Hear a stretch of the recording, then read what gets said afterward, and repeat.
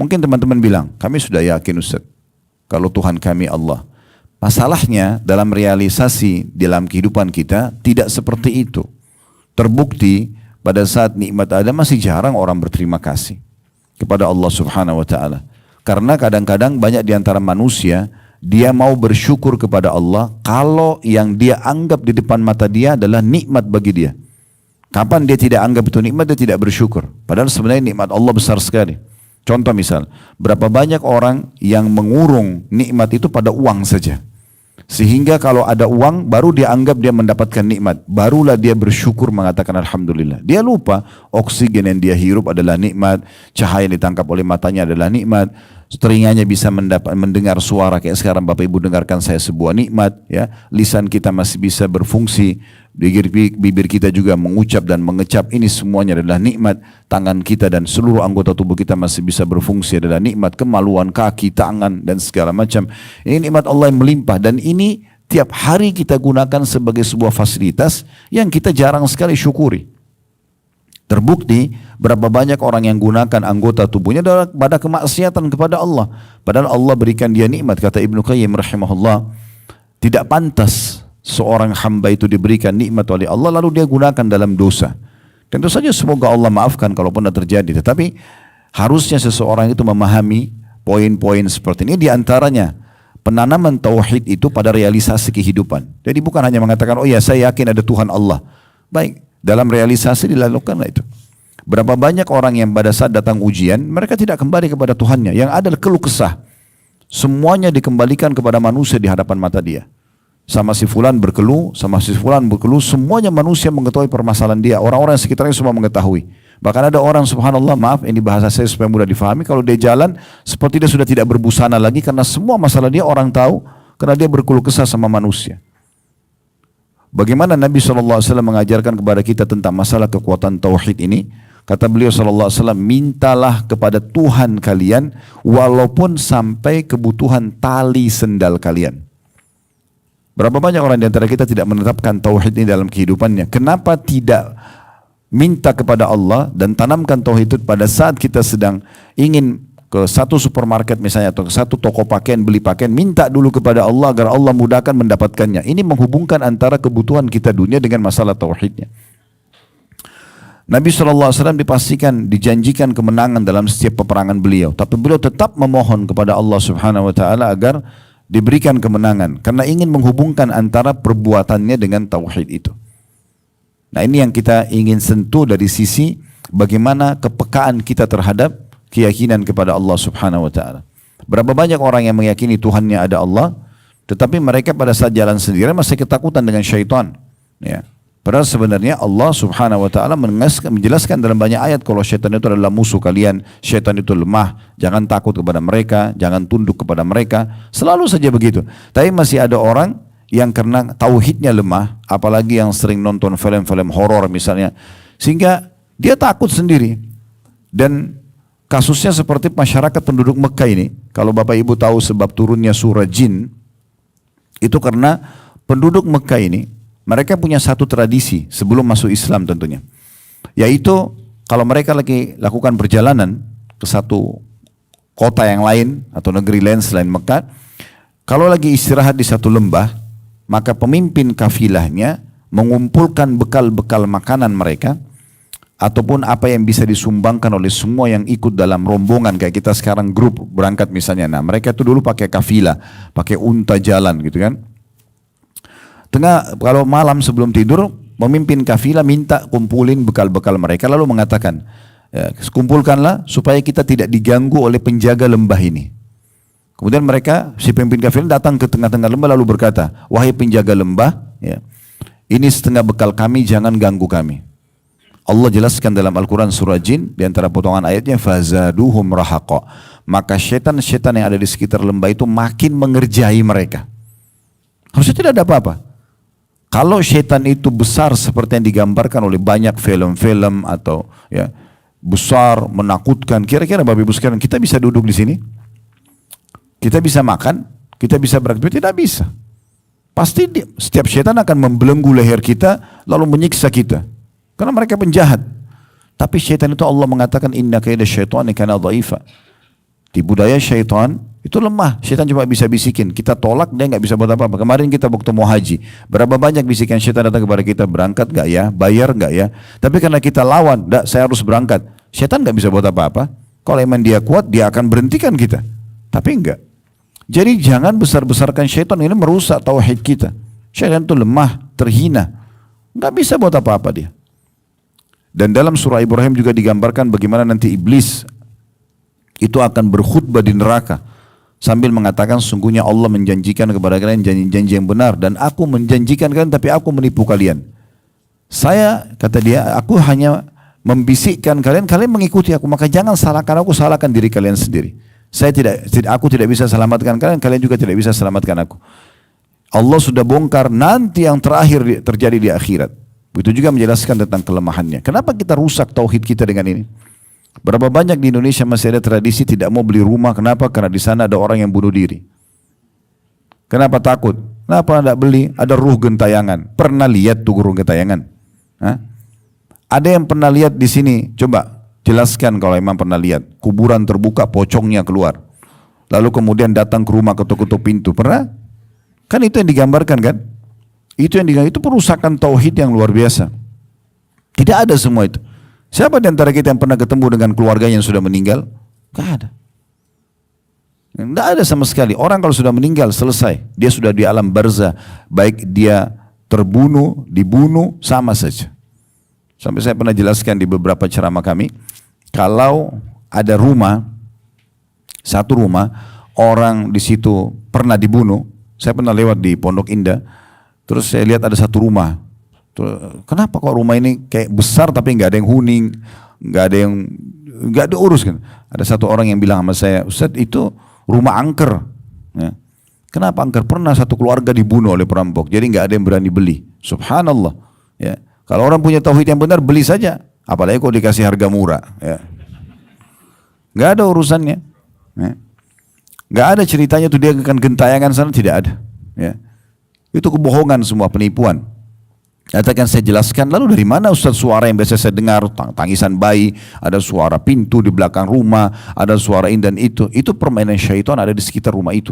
Karena kita takut. Coba kalau kita tidak takut, tidak akan ada masalah sebenarnya. Permasalahannya rasa takut itu.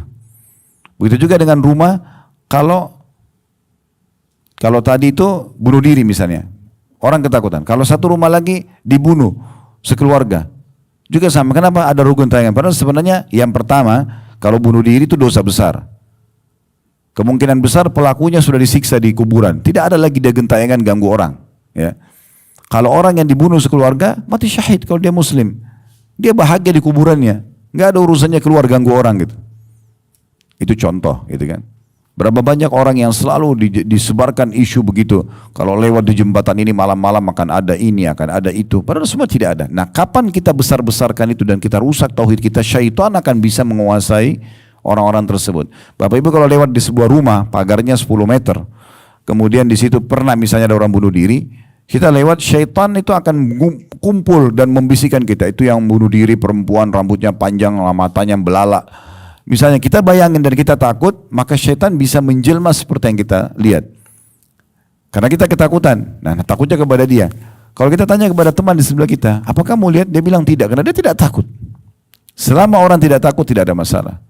Kuburan itu cuma dua keadaannya. Taman dari taman surga atau lubang dari lubang neraka. Begitu penyampaian Nabi SAW. Kalau orang beriman, maka kuburannya akan jadi taman dari taman surga. Dan tidak ada urusannya dengan orang yang ada di atasnya. Dia tidak akan keluar menyampaikan ini enak loh kuburan saya. Tidak. Orang juga yang disiksa di kuburan tidak akan keluar dan menceritakan oh siksaan saya begini. Sampai kata Nabi SAW dalam hadis, kalau orang itu kafir, maka Allah akan utus, karena dia ditanya siapa Tuhanmu, siapa Nabimu, apa kita, dia tidak bisa jawab. Allah akan utus kepadanya malaikat yang tidak punya pendengaran dan penglihatan, yang membawa sebuah besi. Kalau besi itu di seluruh jin dan manusia bersatu untuk membalikkannya, mereka tidak akan mampu. Dan dihantamkan ke kepala orang ini sampai dia hancur. Kemudian dia utuhkan lagi, begitu terus sampai menjelang hari kiamat. Ini kondisinya orang yang sedang disiksa di kuburan gitu ya. Maka kata Nabi SAW, kalau cambukan malaikat itu cambukan mereka tersebut didengar oleh semua makhluk Allah kecuali jin dan manusia. Karena kalau jin dan manusia mendengarkan mereka akan meninggal seketika. Memang Allah tutupin buat kita. Jadi nggak usah lewat kuburan ketakutan, kenapa? Khawatir ini, khawatir itu. Kenapa orang yang maksiat pacaran di kuburan tidak takut? Kenapa justru orang yang baik-baik ketakutan gitu? Ini cukup aneh ini, ya. Ini contoh saja realisasi ini cukup banyak contohnya dalam kehidupan kita. Tapi seperti itulah banyak orang yang merusak tauhidnya kepada Allah Subhanahu Wa Taala. Terutama kalau lagi ujian-ujian datang tuh biasanya. Justru sebenarnya ulama mengatakan ujian itu kalau datang Allah datangkan justru bentuk kasih sayang agar kita mendekatkan diri kepadanya. Berapa banyak di antara kita tidak bisa meneteskan air mata kecuali dengan datangnya ujian tersebut. Ya mungkin kalau sudah selesai tidak bisa kita meneteskan air mata lagi. Ya, contohnya. Nah ini realisasi dalam kehidupan kita. Berapa banyak orang yang mengatakan saya sudah tahu Allah, saya coba mentauhidkan Allah, tapi pendapatannya masih haram. Kenapa nggak ditinggalin? Ragu. Berarti tauhidnya masih terganggu. Kalau orang betul-betul mengisahkan Allah Subhanahu Wa Taala, tidak akan ada keraguan. Haram ditinggalkan, halal dinikmati. Selesai. Dan sering saya sampaikan di pengajian teman-teman sekalian, kalau yang halal jauh lebih banyak daripada yang haram. Melimpah. Yang haram itu sedikit. Allah datangkan hanya sebagai ujian saja. Tubuh kita butuh nutrisi misalnya, butuh protein hewani misalnya. Allah jadikan seperti itu. Kita butuh makan daging. Dan di saat dimasak yang enak, mungkin kita tertarik untuk makan misalnya. Di saat Allah Subhanahu Wa Taala memberikan beban kita, ya, tubuh kita, otot kita ini butuh protein misalnya, dan kita butuh makan daging.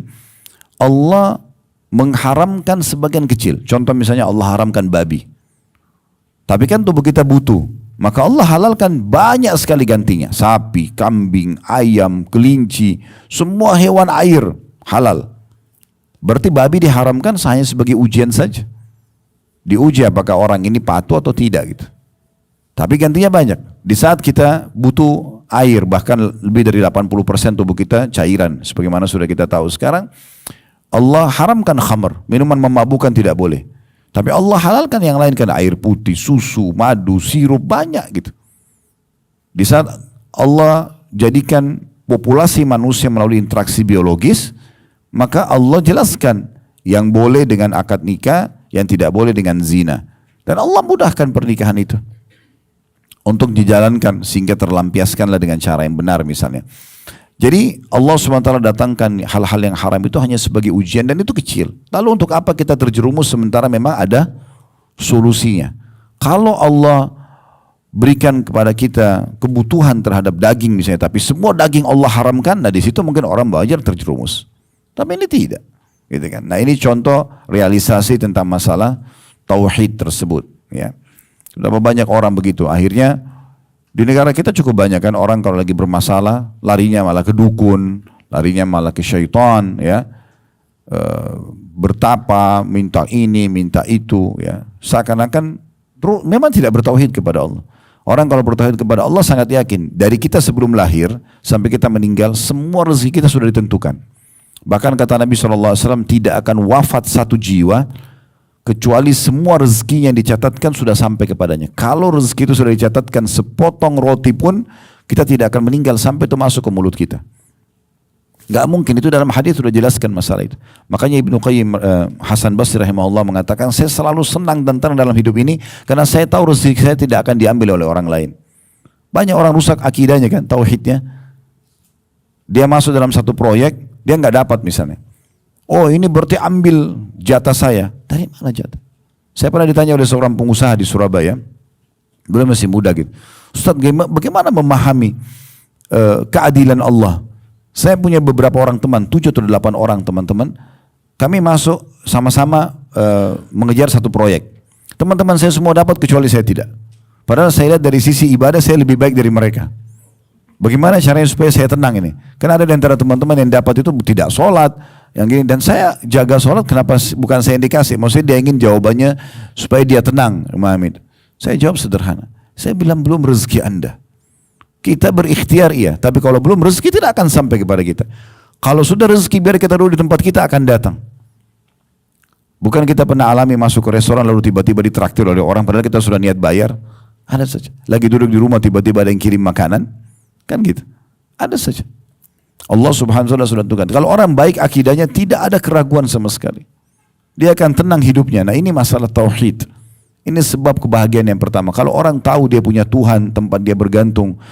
Teman-teman gini cara memahami lebih jauh. Kalau seandainya ada seorang raja, pemimpin di satu wilayah. Dan kita punya hajat dengan dia. Misal, anggaplah tempat tertinggi raja atau presiden misal. Lalu kemudian presiden ini mengatakan, apa saja yang mau disampaikan silakan datang kepada saya jam 3 subuh misalnya. Jalan kaki, pakai baju ini, saya yakin kita akan penuhi semua itu. Itu pun dengan prosedur yang mungkin tidak mudah gitu. Tapi karena kita pikir, oh ini kebutuhan saya akan dipenuhi. Mungkin pembebasan tanah, mungkin pekerjaan, mungkin jabatan dan segala macam misal contoh. Nah ini orang yang masih lemah tauhidnya, mungkin seperti itu. Orang yang kuat tauhidnya kepada Allah SWT berbeda sekali. Dia akan memohon kepada Tuhannya, Allah Subhanahu Wa Taala, yang nanti Allah akan tundukkan orang-orang itu dengan caranya. Saya berbagi sebuah kisah. Ada kisah klasik di masa dulu. Seorang yang miskin tapi soleh. Begitu dinukil kisahnya dan tidak disebutkan namanya dalam kisah ini. Dia punya pendapatan harian. Pendapatan harian. Setiap hari dia keluar cari rezeki, apa yang dia dapat hari itu dia makan sama istri dan anaknya. Satu hari dia pulang ke rumahnya sudah malam, dan di masa itu tidak seperti kita. Kita kan kalau malam sekarang kena Masya Allah, Allah berikan kita nikmat listrik ini, jadi penerangan luar biasa. Bahkan bisa 24 jam, kayak kota Mekah ini 24 jam hidup terus gitu kan. Kalau masa dulu orang kalau sudah tiba maghrib, semua aktivitas sudah berhenti. Karena gelap, orang pakai obor gitu kan. Gelap, sedikit sekali yang beraktivitas. Ringkas cerita, dia pulang maghrib ke rumahnya, istrinya tanya, apa hari ini ada rezeki buat kita? Dia bilang, saya hari ini sudah ikhtiar tapi belum dapat sama sekali. Kata istrinya, tapi saya sama anak-anak belum makan seharian. Kata suaminya, saya juga sama, belum dapat. Tapi saya coba, setelah istirahat sejenak saya akan keluar. Dia istirahat malam, pada saat itu awal malam, sulit sekali untuk cari pekerjaan. Atau minta-minta sama orang semua sudah tidur. Lepas Isya zaman dulu tuh orang sudah tidur. Maka dia keluar dari rumahnya, tidak tahu harus kemana. Setelah dia jalan sekian jauh dari rumahnya, dia ingat ada masjid di perkampungannya. Dia tidak tahu harus kemana, dia masuk ke masjid. Dia wudhu, kemudian dia sholat. Mulailah dia berdoa dengan Tuhannya pada saat itu, bermunajat antara dia dengan Tuhannya, sampaikan hajat-hajatnya, semua ditumpahkan. Subhanallah, di malam itu terjadi sebuah kejadian. Dalam kisah yang dikatakan, raja yang berkuasa di lokasi itu tidak bisa tidur gelisah. Tiba-tiba ingat kematian, tiba-tiba khawatir sekali. Dan dia pada malam itu tergerak hatinya untuk bersedekah. Lalu dia mengambil kantong-kantong yang berisikan dinar emas cukup banyak. Dia keluar sambil dia mengatakan, si raja ini mengatakan, ya Allah, agar hatiku bisa tenang dan aku juga bisa selamat dari siksamu, kalau aku punya dosa, aku ingin bersedekah dengan harta-harta ini. Tunjukkanlah orang yang paling tepat. Raja ini naik ke atas kudanya, kemudian tidak ada pengawal di malam hari. Dia mengatakan, saya juga akan membiarkan tali kekangan kuda ini agar terarahkan seperti engkau inginkan ya Allah. Ini bukan tentunya pasrah ya, tapi dia sambil mengontrol tentunya. Tiba-tiba kuda itu jalan dari istananya menuju ke masjid yang tadi ada orang miskin itu. Begitu masuk ke masjid, kudanya berhenti, dia bersangka baik dengan Tuhannya, dia turun dari kuda itu, dia masuk ke dalam masjid. Apa pesan Allah? Kenapa saya disampaikan ke masjid ini? Dia masuk, kemudian dia dengar ada orang yang berdoa di situ, tadi orang miskin itu. Dia pun masuk mendekat, lalu dia dengar doanya. Ternyata orang ini bilang, ya Allah, sesungguhnya aku dan keluargaku sebagaimana engkau tahu belum makan hari ini, berikanlah rezeki kepada kami. Aku tidak tahu harus minta kemana lagi. Semua orang sudah istirahat malam ini dan engkau ya tidak membolehkan buat kami memohon atau mengemis pada orang-orang lain. Karena dalam Islam tidak boleh mengemis kecuali dalam keadaan darurat sekali ya. Kita harus punya kemuliaan jiwa gitu. Bekerja dan ambil imbalannya. Maka si raja ini mendengar. Setelah orang itu selesai berdoa, dia mengatakan, saya sudah mendengar doamu tadi. Dan saya raja yang berkuasa di sini, hati saya gelisah malam ini dan saya niat untuk bersedekah. Saya juga mohon kepada Allah agar diantarkan kepada orang yang tepat. Setelah saya dengar doamu, kamu orang yang paling tepat. Saya pun dipertemukan dengan Allah denganmu di rumahnya. Maka ambillah harta ini atau terimalah harta ini sedekah di jalan Allah. Dan kalau kau punya hajat apapun, karena Allah yang pertemukan kita di sini, maka datang ke istana saya. Orang miskin ini, perhatikan ini yang jadi saksi bahasan kita. Ini yang kita ingin garis bawahi. Dia mengatakan, wahai raja, kalaupun saya punya hajat lagi, saya tidak akan datang kepada anda. Tapi saya akan datang kepada raja yang sebenarnya yang telah menggerakkan anda datang kepada saya. Itu poin tauhidnya. Libatkan Allah selalu. Kenapa kita sebelum aktivitas selalu berdoa? Sebelum keluar rumah, sebelum makan, sebelum tidur, sebelum biologis. Berdoa agar kita libatkan Tuhan kita Allah subhanahu wa ta'ala. Setelah selesai baru kita bersyukur. Banyak orang subhanallah selalu ikhtiarnya cuma di sekitar dia saja. Di kalangan manusia. Dia tidak libatkan Tuhannya. Sakit. Mohon maaf teman-teman dokter. Bukan bahas masalah ikhtiar berobat, ke dalam Islam itu dibolehkan. Tapi banyak orang begitu sakit, dia tidak mulai dengan doa dulu, introspeksi dulu dirinya, kemudian baru ikhtiar berobat. Enggak, dokter dulu. Setelah mentok 30 dokter nggak ada yang bisa obatin, baru sholat malam. Baru nangis minta sama Allah. Kenapa? Allah yang nomor 30. Kenapa nggak berdoa dulu? Ya Allah, sebagaimana engkau ujikan aku penyakit ini, maka mudahkan hambamu untuk sembuh. Nanti Allah akan datangkan dokter yang cocok, resep yang cocok, sembuh kok. Masalahnya kita menjadikan Allah nomor kesekian. Mana tauhidnya? Kalau sudah faham masalah tauhid pasti tidak seperti itu. Dan sekian banyak contoh dalam kehidupan kita. Jadi sebab asas kebahagiaan yang luar biasa adalah ini. Makanya pernah datang seseorang sahabat kepada Nabi SAW lalu berkata, ya Rasulullah, beritahukan kepadaku penjelasan ringkas, ringan, mudah difahami dan dia adalah asas semuanya. Udah saya jadi faham apa yang harus saya lakukan dan bagaimana saya harus melangkah selama kehidupan di muka bumi. Itu makna hadisnya kurang lebih. Maka kata Nabi SAW, Qur Rabbi Allah, thumma istaqim. Itu aja. Ikrarkan dengan lisanmu, renungi dengan fikiranmu dan yakini dengan hatimu Tuhanku Allah, lalu istiqamalah. Yang dia halalkan, nikmati. Yang dia perintahkan, kerjakan. Yang dia larang, jauhi. Selesai. Itu konsep dasarnya. Itu pondasi dasarnya. Maka selalu berkeluh kesah, selalu bersyukur, selalu memohon, berlindung, semuanya hanya kepada Allah subhanahu wa ta'ala. Qul inna salati wa nusuki wa mahyaya wa mamati lillahi rabbil alamin. Itu asasnya. Katakanlah hai Muhammad, dan kita juga umat Islam disuruh mengucapkan itu. Kehidupanku, matiku, ya, ibadahku, sembelihanku semua untuk Allah Tuhan alam semesta. Jadi makin datangnya kemudahan dari Allah SWT itu tergantung daripada kuatnya tauhid seseorang. Makin kuat tauhid kita kepada Allah SWT, jadi selalu mengembalikan perkara kita kepada Allah dan juga mengembalikan ya, atau memohon melibatkan Allah Subhanahu wa taala dalam setiap aktivitas kita, maka makin mudah segala urusan kita. Maka tentu akan datang kebahagiaan tersebut. Ya. Saya akan bacakan salah satu buku yang unik, ya, kecil, ditulis oleh Darul Wahyin namanya. Judulnya itu 10 sebab lapangnya hati kalau bahasa Indonesianya ya. Bahasa Arabnya Asyratu Asbab Linsyirahis Sadr. Di poin yang pertama beliau menyebutkan yang dapat melapangkan dada, membahagiakan hidup adalah mentauhidkan Allah Azza wa Jal. Lalu beliau menukil di halaman 11-nya Ibnu Qayyim rahimahullah berkata, mencintai Allah Azza wa Jal, mengenalnya, senantiasa mengingatnya, merasa tenang dan tentram kepadanya, jadi selalu libatkan Allah dalam setiap aktivitas, ya. Berusaha terus mempelajari ilmu tauhid ini lebih dalam, mengenal dalil-dalil, merenungi ayat-ayat, mendengarkan dan penyampaian Nabi SAW, bagaimana realisasi para salafus saleh dulu dalam kehidupan mereka dalam bertauhid. Ya, mencintai Allah Azza wa Jal, mengenalnya, senantiasa mengingatnya, merasa tenang dan tentram kepadanya, serta mengesahkan dengan cinta, takut, harap, tawakal, menyerahkan urusan dan muamalah, berinteraksi dalam keseharian, di mana dialah Allah satu-satunya yang berwenang menghilangkan kesusahan hamba dan mewujudkan keinginannya, ya, adalah surga dunia. Jadi kita fahami begini, kalau kita sedang melimpah nikmat kayak sekarang, Masya Allah ada rezeki, kita bisa haji, bisa tidur, bisa makan, bisa biologis halal, bisa apa saja yang kita lakukan sekarang yang Allah kasih, maka yang ciptakan kita Allah, yang ciptakan nikmat itu Allah, dan yang bisa mempertahankan dan menambah hanya Allah. Clear? Selesai, itu dasar tauhidnya. Kalau lagi ada ujian, yang ciptakan kita Allah, yang ciptakan ujian itu Allah, yang hanya bisa memberikan solusi Allah, gak ada yang lain. Gak ada yang lain. Makanya sering kami ingatkan jemaah di setiap pengajian, Bapak Ibu sekalian, Kalau dengan manusia, konsultasi saja. Konsultasi saja. Ada kejadian begini, hukumnya bagaimana? Curhat jangan.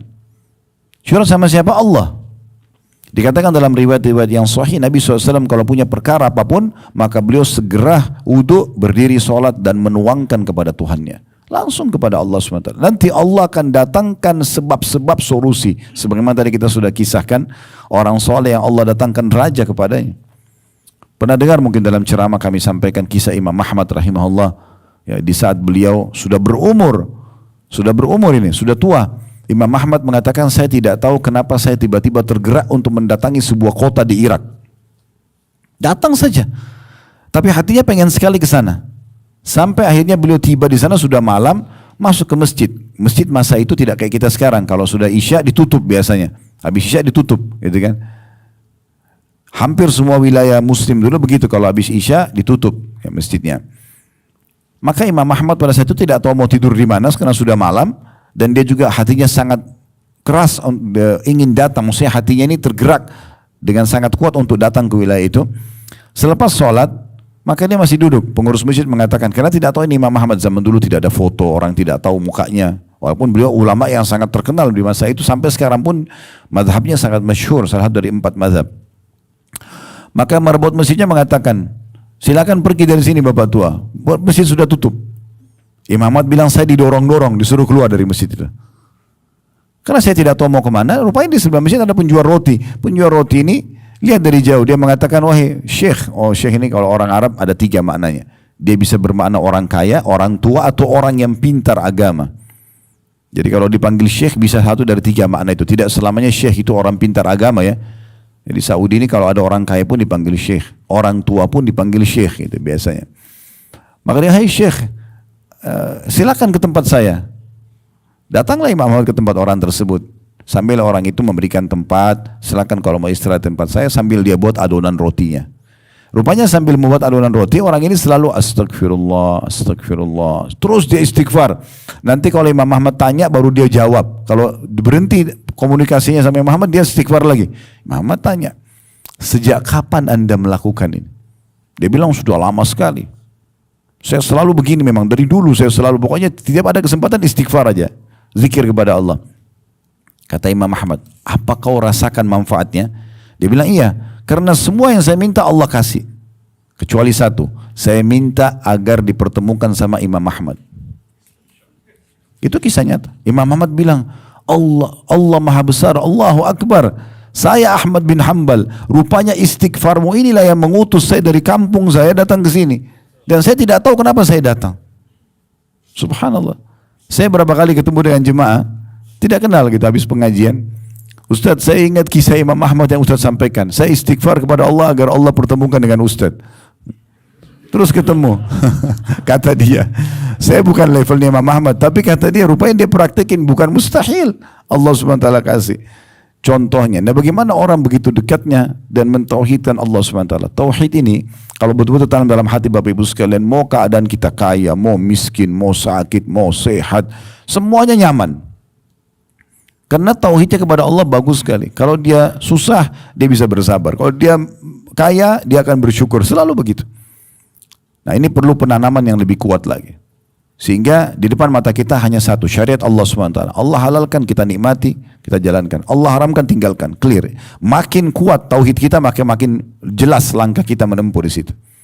Walaupun di depan mata kita banyak proyek-proyek dunia, tapi selama itu haram, Allah haramkan, kita tinggalkan, maka Nabi SAW mengatakan dalam hadits Bukhari, man taraka syai'an lillah abdalahu khairan min. Siapa yang meninggalkan sesuatu karena Allah, maka Allah akan gantikan lebih baik daripada itu. Ibnu Qayyim rahimahullah mengatakan, kalau mau tahu dan mendapatkan kebahagiaan dunia, bahkan itu dinamakan oleh beliau surga dunia, justru, saya ulangi lagi, kata beliau, mencintai Allah Azza wa Jal, mengenalnya, senantiasa mengingatnya, merasa tenang dan tentram kepadanya, selalu bergantung pada Allah, serta mengesahkannya dengan cinta, dengan takut, cinta kepada Allah SWT, karena cintanya sama Allah sampai dia selalu mau mengerjakan perintahnya, dia takut akan azabnya, berharap selalu diberikan dan dipenuhi kebutuhannya, tawakal, menyerahkan hasil usahanya, dan selalu dalam muamalahnya melibatkan Allah SWT dalam interaksi kesehariannya, selalu melibatkan Allah SWT, di mana dialah Allah satu-satunya yang berwenang menghilangkan kesusahan hamba dan mewujudkan semua keinginannya, itu adalah surga dunia. Ini kata Ibnu Qayyim rahimahullah. Justru itu kebahagiaan yang luar biasa. Dan kenikmatan yang tidak bisa disamai dengan kenikmatan lainnya. Itu adalah penyedap mata para muwahhidin atau orang-orang yang mencintai dan mengesahkan Allah Azza wa Jalla. Dan kehidupan para arifin atau orang-orang yang mengenal Allah Subhanahu wa Ta'ala. Beliau juga mengatakan sejauh mana kesempurnaan, kekuatan dan bertambahnya tauhid itu, maka sejauh itu pula kelapangan dada pemiliknya. Banyak di antara para sahabat Nabi, teman-teman sekalian, mereka pada saat pergi berjihad, ada yang pergi berjihad tidak punya perlengkapan perang. Tetapi kemenangan Allah kasih. Makanya Umar bin Khattab mengatakan dalam setiap kirim pasukan, ingatlah musuh kalian senantiasa, umumnya selalu terjadi, kalau pasukan Islam ketemu sama pasukan kafir itu, senantiasa kondisi jumlah mereka lebih banyak secara kuantitas. Perlengkapan mereka pasti lebih canggih. Tetapi kesalahan mereka karena mereka tidak mengenal Tuhan mereka. Mereka kufur, mereka bermaksiat kepada Tuhan mereka. Kalian lebih sedikit senjata, lebih sedikit jumlah, tapi kalian punya tauhid, pengesahan diri kepada Allah SWT, bergantung pada Tuhan. Dan ini yang membuat kemenangan datang. Kapan kalian bermaksiat kepada Allah, pasti kalian akan kalah. Karena kalian kalah secara jumlah, kalian kalah secara perlengkapan. Jadi ini kekuatannya. Sampai pernah ada sahabat, waktu penaklukan Persia di tahun 16 Hijriah di tangan di tangan Sa'ad bin Abi Waqqas yang diutus oleh Umar bin Khattab, itu sempat Hurmuzan salah satu pemimpin mereka negosiasi.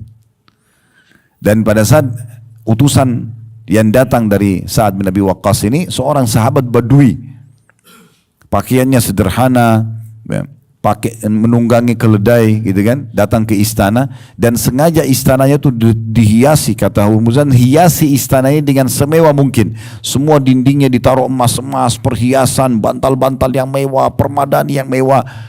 Itu semua jalan akan dilalui oleh sahabat ini untuk menuju negosiasi di ujung sana.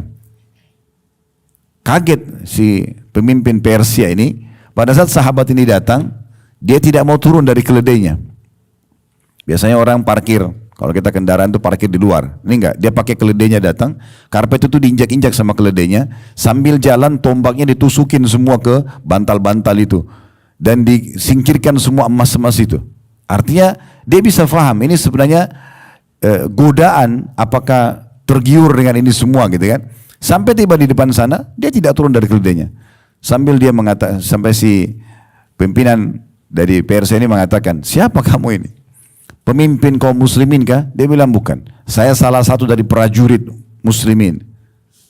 Kemudian bagaimana bisa kamu negosiasi? Maka dia mengatakan, dalam agama kami, satu muslim keputusannya akan diambil oleh seluruh muslimin yang lainnya. Nah, karena ini utusan pemimpin gitu. Apa yang dia negosiasi maka itu akan diambil. Kemudian dia ajaklah negosiasi untuk diberikan harta, disuruh pulang, ya. Tidak usah melawan kami apa segala macam. Maka bahasanya sederhana.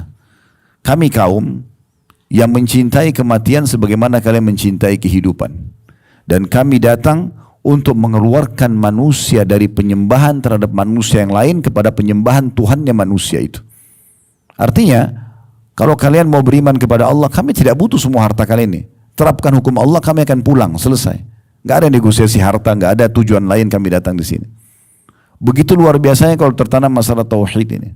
Ali bin Abi Thalib waktu saat jadi khalifah di Irak, disiapkan istana yang mewah. Begitu lihat beliau langsung tinggalkan. Lalu beliau mengatakan, sungguh istana ini akan membawa saya kepada kelalaian. Lalu beliau tinggal di rumah biasa, karena dengan tauhidnya yang sangat kuat, yakin ini adalah amanah yang akan dijalankan dan seterusnya. Bukan menunggangi justru memperkaya harta, tidak, berdiri. Tapi dia malah ya khawatir kan yang sampai Allah SWT hisab. Dan terus seterusnya seperti ini. Makin kuat tauhid seseorang maka akan ke sana arahnya. Ya. Maka ini poin yang perlu digarisbawahi. Juga salah satu hal yang mendasar yang perlu difahami tentang masalah kekuatan tauhid ini teman-teman sekalian adalah berprasangka baik dengan Allah. Apapun kejadian di depan mata kita, kita selalu berprasangka baik. Tolok ukurnya adalah baik di mata Allah subhanahu wa ta'ala, bukan baik di mata kita atau di mata manusia. Walaupun seluruh manusia anggap baik, tapi kalau Allah mengharamkannya bagi kita buruk. Walaupun semua manusia menganggap buruk, kalau di mata Allah baik, maka kita anggap baik. Kata Abdullah bin Mas'ud radhiyallahu anhu, sesungguhnya kami tidak ada bedanya dengan Abu Bakar dari sisi ibadah. Karena kami sholat, Abu Bakar sholat, kami puasa, Abu Bakar puasa. Pokoknya semua yang di ibadah kami kerjakan sebagaimana dia kerjakan. Tapi kami tidak bisa menyaingi Abu Bakar dalam masalah keyakinannya. Apa yang Allah dan Rasulnya katakan A, walaupun satu dunia ini mengatakan B. Pada saat kejadian Isra Mi'raj di Mekah ini, Abu Jahal ingin menggoyahkan imannya Abu Bakar sambil mengatakan, temanmu Muhammad sudah gila. Masa dia mengatakan dia jalan ke Palestina satu malam, yang kami tempuh 1 bulan dengan orang terkuat kami, dengan kuda terkuat kami. Di masa itu orang kalau dari Mekah ke Palestina 1 bulan pergi, itu non-stop, dipicu terus kudanya sama laki-laki terkuat, kuda terkuat. Ya, pulang berarti 2 bulan. Itu ditempuh dalam 1 malam, belum lagi Mi'raj ketemu dengan Tuhan Allah SWT, kemudian balik lagi. Karena dia mau goyahkan iman Abu Bakar. Karena Abu Jahal sempat bilang sama orang-orang Quraisy, kalau ada satu orang, kalau kalian bisa goyahkan imannya, keyakinannya tentang apa yang dibawa oleh Muhammad, habis agama Muhammad. Itu Abu Bakar. Teman-teman tahu gak ciri Abu Bakar? Abu Bakar ini karena kurusnya badannya radhiyallahu anhu, kalau ditiup angin terdorong. Secara fisik biasa saja. Tapi yang dalam Islam bukan itu yang dilihat. Ini hati, bagaimana kekuatan tauhid dan keyakinan kepada Allah. Maka Abu Bakar mengatakan, wahai Quraisy, sesungguhnya ada 2 riwayat. Riwayat yang pertama, aku meyakini apa yang Muhammad bawa, sementara turun dari langit kepada dia. Apa yang menghalangiku meyakini dengan dia naik ke langit menerimanya? Bedanya apa? Turun dari langit, saya yakin itu benar. Muhammad pun naik ke langit, saya juga yakin, tidak ada masalah. Dan ketahuilah wahai Quraisy, kalau depan mata saya ada tembok warnanya hitam, Muhammad bilang putih, saya akan bilang putih dan saya akan dustakan mata saya. Tak bisa goyah keyakinannya. Begitu luar biasa tauhidnya. Pokoknya kalau Allah dan Rasulnya mengatakan A, ya A. Benar, benar. Selesai. Salah, salah. Walaupun satu dunia tidak setuju sama kita. Itu kekuatan tauhid yang luar biasa. Kapan itu sangat kuat dalam diri kita, maka semua pintu kebahagiaan akan terbuka. Makanya saya katakan nanti pondasi dasarnya. Ini sebab pertama kebahagiaan itu selalu datang. Kemudian dikatakan juga oleh penulis, sangka baik kepada Allah Azza wa Jalla ialah Anda merasa bahwa Allah akan melapangkan kesusahan Anda, menghilangkan duka hati Anda. Jadi jangan bersangka buruk ya. Saya sakit, kayaknya Allah tidak akan sembuhkan, kayaknya Allah tidak akan maafkan, kayaknya begini dan begitu. Sangka buruk, ya sudah sesuai dengan prasangkanya. Kalau tidak salah pernah ada satu riwayat, sebuah asar tentang Nabi Yusuf alaihissalam. Nabi Yusuf kan pada saat diajak oleh Zulaikha untuk berzina kan dia tolak, kemudian dia lebih pilih penjara. Dalam Al-Quran surah Yusuf dikatakan gitu, as-sijnu ahabbu ilayya mimma yad'unani ilai. Penjara lebih aku cintai ya Allah daripada ajakan untuk perbuatan zina itu.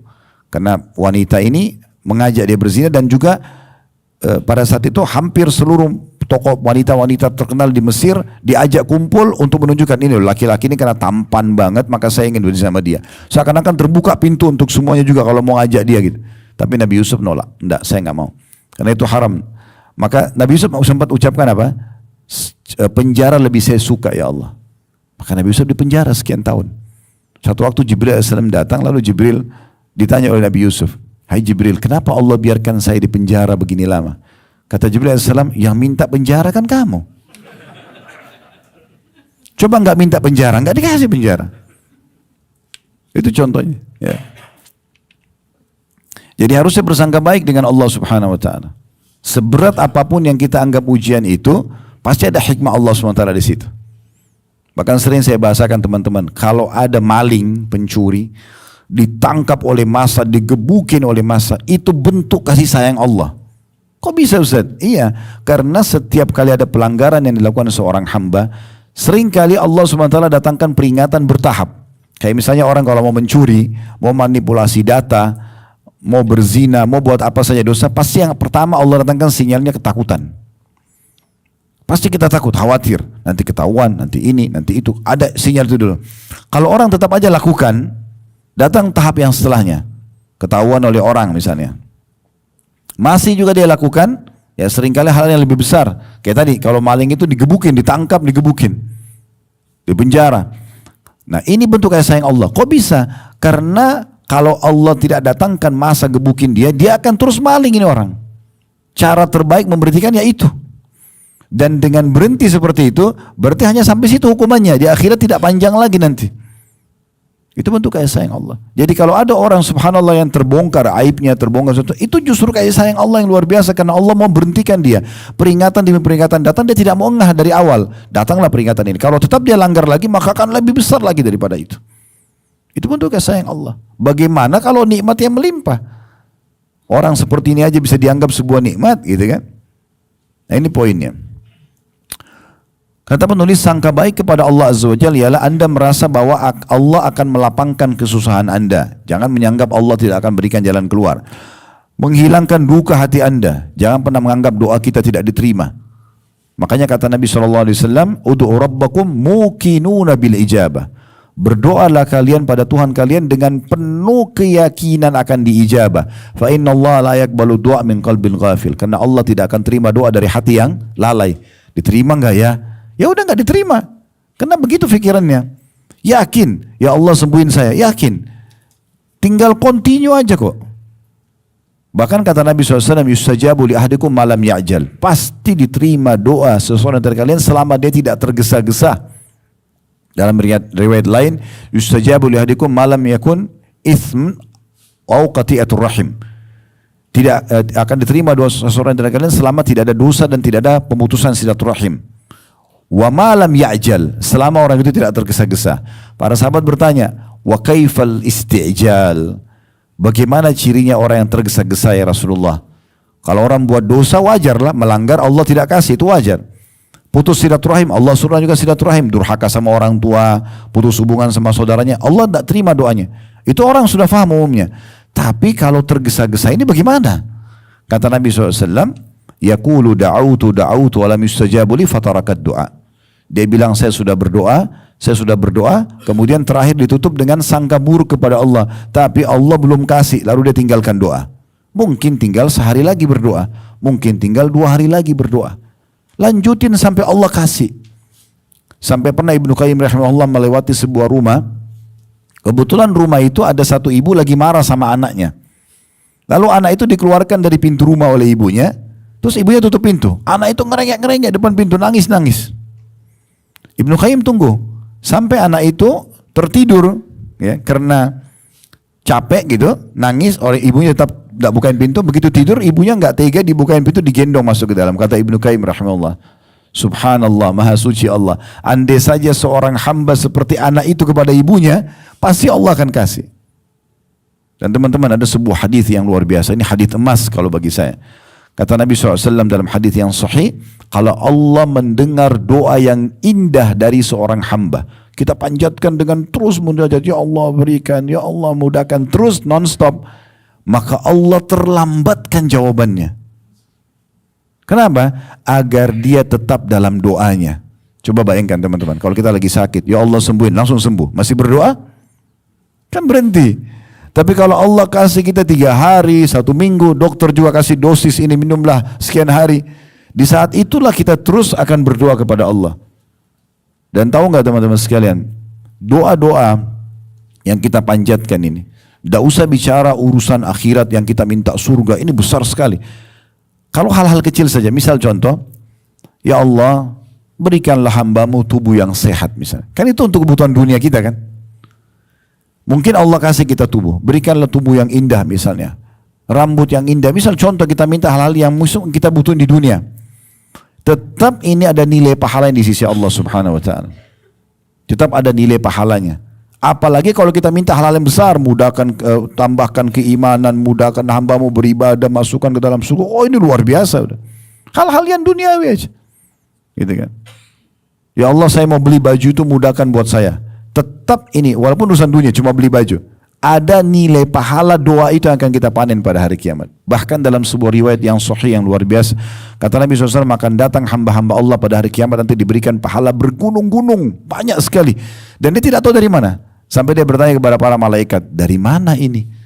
Mereka sendiri bingung. Si yang dapat ini pahala, bingung dari mana pahala ini. Kayak tidak teringat pernah buat ibadah seperti ini pahalanya. Kata para malaikat, ini adalah doa-doa kalian yang belum kalian lihat jawabannya di dunia. Diberikan dalam bentuk pahala yang bergunung-gunung hari kiamat. Kata Nabi SAW apa dalam penutupan hadis, maka pada saat itu semua hamba-hamba yang dikasih pahala bergunung-gunung ini berharap agar semua doanya di dunia tidak dikasih di dunia, agar terima di akhirat. Gak ada yang sia-sia. Kata Nabi SAW dalam hadis, tidak ada seorang muslim yang berdoa di muka bumi ini kecuali akan diberikan hanya melalui salah satu dari 3 tahapan. Bisa diberikan langsung pada saat itu, ya Allah sembuhkan, ya Allah mudahkan, Allah kasih. Atau dihilangkan musibah yang akan menimpa dia. Berapa banyak bahaya yang akan menimpa kita, kita terselamatkan karena sering baca Rabbana atina fid dunya hasanah. Karena sering minta agar diberikan kebahagiaan di dunia. Tidak dikasih. Mungkin kita minta satu proyek Allah belum kasih, tapi ternyata Allah selamatkan kita dari satu mara bahaya dengan itu. Atau ini kata Nabi SAW, disimpankan untuk yang dia panen dalam bentuk pahala pada hari kiamat nanti. Gak ada yang sia-sia. Jadi makin kental masalah tauhid ini makin baik. Saya ulangi kembali, sangka baik kepada Allah Azza wa Jalla ialah Anda merasa bahwa Allah akan melapangkan kesusahan Anda, menghilangkan duka hati Anda. Selagi hamba bersangka baik kepada Rabb-Nya, maka Allah Azza wa Jal membukakan berbagai keberkahan untuknya dari arah yang tidak disangkanya. Karena itu, wahai hamba Allah, hendaklah Anda bersangka baik kepada Rabb Anda. Niscaya Anda akan melihat dari Allah sesuatu yang menggembirakan. Disebutkan di dalam hadis Abu Hurairah radhiyallahu anhu, dalam hadis riwayat Ahmad dan Ibnu Hibban dan disahihkan oleh Ibnu Hibban, Rasulullah SAW bersabda, qala Allah Ta'ala, Allah yang maha tinggi dan maha mulia berfirman, ana inda dhanni abdi bi, aku akan selalu sesuai dengan prasangka hambaku kepadaku. In dhanna bi khairan falahu, kalau dia bersangka baik kepadaku, maka ia akan mendapatkan kebaikan itu. Allah akan sembuhkan, Allah akan kasih. Selama belum datang, mohon aja terus, merengek aja terus, minta. Makin merengek, maka makin dekat dengan ijabah. Makin putus asa, kayaknya nggak diterima nggak sih, ragu. Ya udah seperti dengan niatnya, sesuai dengan prasangkanya. Jadi kuatkan keyakinan kita kepada Allah Subhanahu Wa Taala. Jika dia sangka baik, maka akan dapat kebaikan itu. Ya. Wa in dhanna syarran falahu. Dan kalau dia bersangka buruk, maka ia akan mendapatkan keburukan itu. Kayaknya saya tidak akan sembuh. Ya sudah, tidak sembuh. Kayaknya saya tidak akan menikah. Kayaknya saya tidak akan punya keturunan. Kayaknya saya tidak akan begini. Sangka buruk dengan Allah. Tapi kalau sangka baik, tidak ada yang mustahil. Ini pernah saya sampaikan teman-teman sekalian, kalau Anda mau baca, bisa baca dalam surah Maryam itu ya. Surah nomor 19 ingat saya. Itu di awal-awalnya, di ayat-ayat awalnya, belasan ayat pertama, kisah tentang Nabi Zakaria alaihissalam. Nabi Zakaria ini menikah dengan istrinya, masih muda. Di bawah 30 tahun, istrinya juga masih muda. Tapi subhanallah, Allah uji istrinya mandul. Istrinya mandul. Maka Allah ceritakan dalam Al-Quran surah Maryam dan juga disebutkan dalam surah Al-Imran tentang masalah itu. Ya. Ini pernah kami bahas di dalam satu tema judulnya dahsyatnya doa. Kalau teman-teman cari di playlist YouTube nanti akan lihat ada dahsyatnya doa, itu panjang lebar saya jelaskan kisah ini, tentang kisah Nabi Yunus alaihissalam, kisah Nabi Ayub alaihissalam, cukup banyak. Tapi saya angkat sekarang kisah Nabi Zakaria alaihissalam. Nabi Zakaria ini menikah dan istrinya mandul. Subhanallah, selalu minta keturunan sama Allah. Tapi dia minta keturunan kepada Allah dari istrinya yang mandul ini. Terus dia bilang, Allah berikan anak. Umur 30 tahun mohon. Sampai 10 tahun, umur 40 tahun belum dikasih. Umur 50 tahun belum dikasih. Umur 60 tahun belum dikasih. Bapak Ibu tahu kapan Nabi Zakaria dapat anak? Itu umurnya 100 tahun. Istrinya yang mandul tadi, yang masih 20 tahun waktu nikah, gak bisa punya anak. Itu hamil di umur 90 tahun. Coba baca tafsir surah Maryam di ayat-ayat pertamanya itu. Sampai Allah gambarkan di situ, waktu Nabi Zakaria diijabah doanya sama Allah, dikasih anak, agar menjadi tanda-tanda kebesaran Allah kepada manusia, karena tidak ada yang mustahil, walaupun mustahil di mata manusia, di mata Allah tidak ada yang mustahil. Maka Nabi Zakaria lagi di mihrabnya umur 100 tahun, semua rambutnya sudah putih, jenggotnya semua sudah putih. Malaikat datang menyampaikan berita gembira kepadamu hai Zakaria, sesungguhnya Allah akan memberikan engkau anak. Anak itu bukan cuman anak, Allah akan kasih engkau anak laki-laki, dan Allah sudah langsung berikan nama, namanya Yahya. Plus lagi Allah akan angkat dia menjadi nabi dan termasuk orang-orang saleh. Itu ada gabungan, ini penjelasan gabungan dari surah Al Imran dengan surah Maryam ya. Yang jelas pada saat itu pertanyaan Nabi Zakaria pada malaikat Jibril pada saat itu ya, bagaimana aku bisa punya anak? Sementara kendala pertama, istriku mandul dan aku juga sudah sangat tua. Maka kata para malaikat, tidak ada yang mustahil bagi Tuhanmu. Sesungguhnya engkau pun hai Zakaria telah diciptakan sama Allah dari sesuatu yang tidak ada. Gak ada yang mustahil. Maka karena gembiranya dia mengatakan, ya Allah berikan aku tanda-tanda kalau istriku hamil. Ya, bukan hanya sekedar nanti ngidam, kita biasa ngidam mungkin ya, atau perutnya besar baru kita tahu istri hamil. Ini enggak. Sebelumnya ya Allah, begitu sudah ada ya benih, ada bibit manusia di rahimnya, berikan aku tanda-tanda. Maka Allah mengatakan tanda-tandanya adalah pada saat istrimu hamil, maka engkau tidak bisa berbicara, suaranya enggak keluar kecuali untuk berzikir saja. Jadi kalau ngomong yang lain nggak bisa. Maka Nabi Zakaria dengan penuh keyakinan keluar kepada kaumnya mengatakan, hai kaum, sesungguhnya banyaklah berzikir kepada Allah SWT. Lalu dia ceritakan tentang kejadian tersebut. Kalau suara saya tidak keluar berarti sudah tanda-tanda istri saya lagi hamil, maka saya tidak bisa berbicara dengan kalian. Tapi kalau beliau berzikir, subhanallah, alhamdulillah, keluar suaranya, maka hamil istrinya, punya anak. Nabi Ibrahim AS berapa tahun menikah dengan Sarah, sampai umur di atas 60 tahun, tidak punya anak. Sarah hamil, mandul, sudah tua. Jangan digambarkan juga Sarah pun sampai memukul kedua pipinya sambil mengatakan untuk malaikat menyampaikan berita gembira dia akan hamil. Bukan cuma itu, hamil dikasih nama anaknya Ishak, dan dikasih berita gembira Ishak juga akan lahir namanya Yakub. Dua-dua diangkat Nabi. Sarah melihat anaknya lahir dan melihat cucunya lahir. Terus sudah sangat tua. Allah jadikan sebagai tanda-tanda kebesaran Allah SWT. Nah, ini kita melihat kisah para nabi-nabi, lihat kisah orang-orang soleh, ini makin menguatkan keyakinan kita kepada Allah SWT. Intinya teman-teman sekalian, semua fasilitas ini akan datang selama kita sangat yakin dan mentauhidkan Allah Subhanahu wa Ta'ala. Dan tentunya juga akan hilang dari kita, tergantung daripada bagaimana kita merusak tauhid kita dan melemahkan tauhid tersebut. Ya, makin orang bergantung dengan Allah, maka makin Allah hadir dalam hidupnya, dan makin manusia bergantung pada makhluk, maka Allah akan biarkan dia bergantung pada makhluk. Dalam sebuah hadis qudsi Allah SWT berfirman begitu, siapa yang menggantungkan nasibnya, urusannya kepada aku akan jadi pemenuh, dan siapa yang menggantungkan nasibnya pada selain aku, maka aku akan biarkan dia dengan sekutu-sekutuku itu. Silakan, tapi tidak akan dapat apa-apa. Sampai seorang syair, penyair Arab mengatakan, jangan engkau minta kepada manusia yang kalau engkau minta kepadanya, maka dia akan marah. Kita kalau minta sekali, minta tolong, mau. 2 kali, 2 mau. 10 kali, dia akan marah. Tapi mintalah kepada Allah, zat yang kalau kau tidak minta justru dia marah. Orang kalau tidak berdoa Allah marah. Dalam sebuah riwayat Tirmidzi kata Nabi SAW, man lam yad'ullah yaghdab alaih. Siapa yang tidak berdoa sama Allah, tidak munajat sama Allah, tidak berkeluh kesah, tidak curhat, tidak manja dengan Allah, maka Allah marah padanya. Allah justru meminta kita agar memohon kepadanya.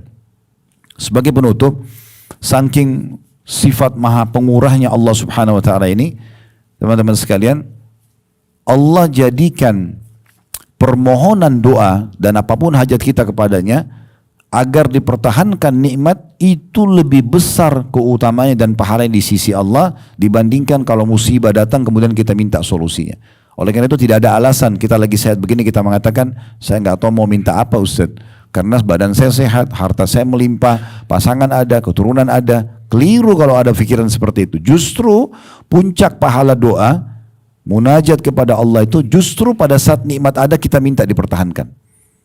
Ya Allah, pertahankan kesehatanku ini, keturunanku ini, kebahagiaan rumah tanggaku ini, keturunanku dan seterusnya, usahaku. Itu kalau kita minta lebih afdol daripada nanti lagi bangkrut, lagi ada masalah baru kita minta diberikan solusinya.